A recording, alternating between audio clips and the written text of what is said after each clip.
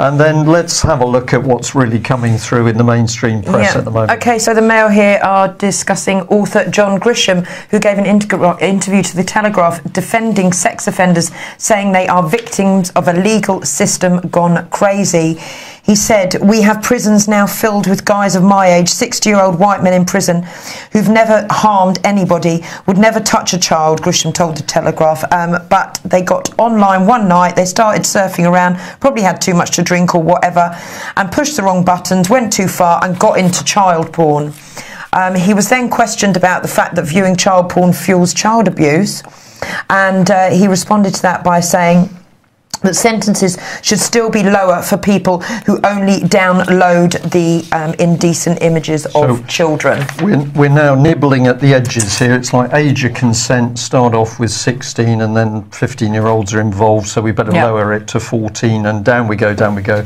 And now what we seem to have coming in is the nudging towards the fact that, well, of course, this is all normal and we should make it fully normal at law.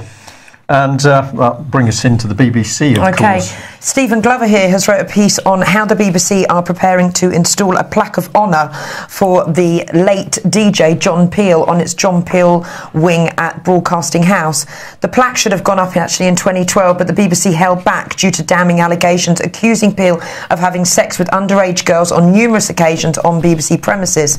But apparently the BBC is actually now planning to put back up this plaque. In this article, they are highlighting how many other BBC, so-called heroes and legends of the BBC have come into the spotlight and unstuck, but they are continuing, to make the BBC is continuing to make the same errors by still honouring this man. And apparently at age 26 he married a 15-year-old American girl called Shirley Ann Milburn, and he got her pregnant.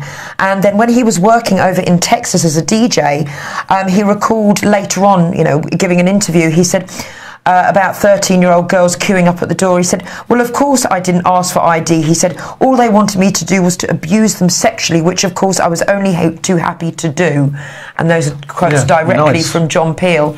And apparently in October 2012, Jane Niven alleged that she had a 3-month affair with Peel when she was just 15. And he was 30, and she became pregnant and had a very traumatic abortion. So all of these allegations up against John Peel, but the BBC still highlighting him as a hero. And I think they even still have a John Peel Day on the radio as well. Yeah, big questions to be asked on the BBC. Pretty despicable organisation. So interesting to see it reporting on Rotherham. Yeah, certainly this is brief. The Chief Constable of Norfolk, Simon Bailey, has spoken to The Guardian, saying the scale of child abuse could be a lot larger than previously thought, and has called upon doctors and teachers to do more and play a bigger part in spotting signs of abuse. He went on to highlight how abuse had been ignored by agencies such as police and councils. And you picked up a bit more on this, didn't you? Well, I did. If I just bring these in here, of course, the connection is the leading officer for the Association of Chief Police Officers concerned with the issue of child abuse here. So he's warning the scale of the problem nationwide could be larger than previously thought. We don't know for sure, but we think it's tens of thousands of victims a year of this appalling crime. So here is the police casually saying, well, we've got massive crime going on, but we don't really know what's going on. So they've had years to work at it. And then we get this little twist. The bigger picture is that 90% of child sexual abuse takes place in the home, where crimes are being perpetuated upon victims by people they already know. Well, hang on a minute. If he doesn't know what's going on, which is the first statement, how is he able to say that 90% of the abuse is taking place in the home? And I think we're finding it in care homes. Well, this is the question. How many children are being abused in care homes? We got 1,400 in Rotherham to start off with. It looks like we're up into the thousands in Nottingham. We got North Wales. And yet this man is saying, oh, no, it's people abusing these children in the family environment. But he admits that police don't have the evidence. So this is a pack of lies, it's propaganda, and it's coming straight out of the Association of Chief Police Officers, who are the very people concentrating on gun owners instead of protecting the children. So if you follow it through, this is your Guardian article here. So the problem's bigger than previously thought. Oh, now we've got a figure, 600,000. Well, 600,000, and we're not seeing significant prosecutions. We haven't got any prosecutions over the children's homes. He thinks it's an appalling crime. 600,000. Yeah. And we haven't got any prosecutions coming out of Westminster either. So what are the police actually doing? Here we are, is all the comments. But it's this man's job. He's head of child abuse unit in ACPO. And we know the police are not fully investigating these crimes. We've seen this with Melanie Shaw in Nottingham as a recent example.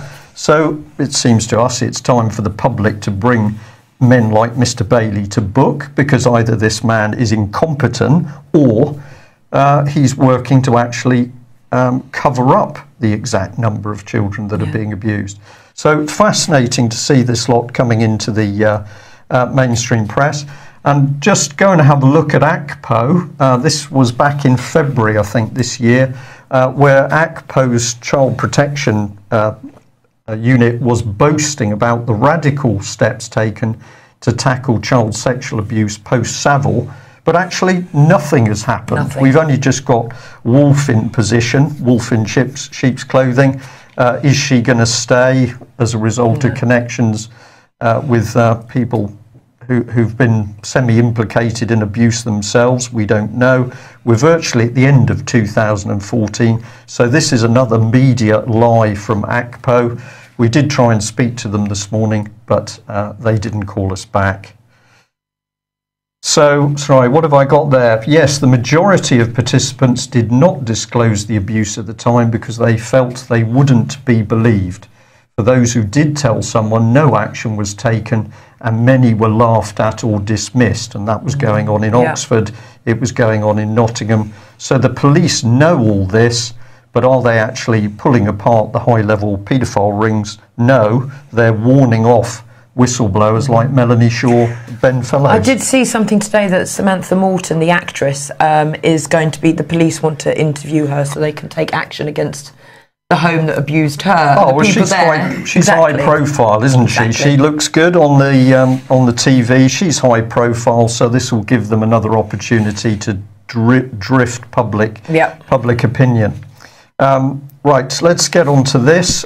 Sky reporting that Bernardo's victim has now blown the whistle on the fact that Bernardo's was blaming victims for their own abuse. It's quite incredible, this.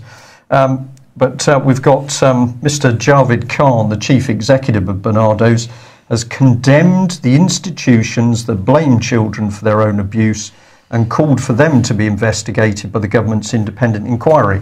Well, we could say on one hand, what he's suggesting here is that every local authority in the country should be investigated because they're clearly blaming children for their own abuse. Certainly Oxford, that was paramount. That came out in the court cases. But what has this man and his charity been up to? Huge charity. Bernardo's says it's there protecting the children. So what has Bernardo's actually been doing? And of course, a lot of victims say that they're very suspicious about the very charities that say they're there to protect children. So this is the letter that they were talking about, dated back in 15th December 1993, heavily redacted, of course. So this is the meat of it. From talking to, and the situation could have been avoided if, and there's a blank, so we can assume that's the victim, if the victim had not been party to the antics of a group of young men from the local neighbourhood, having consumed a quantity of alcohol and taken 3 Valium. So the blame put on the victim for being in the situation, of course, where the abusers were preying. This has been of some concern to me, given that she's already placed herself and somebody else presumably in danger. Over the past week, young men who were involved in the events of last Monday have continued to call.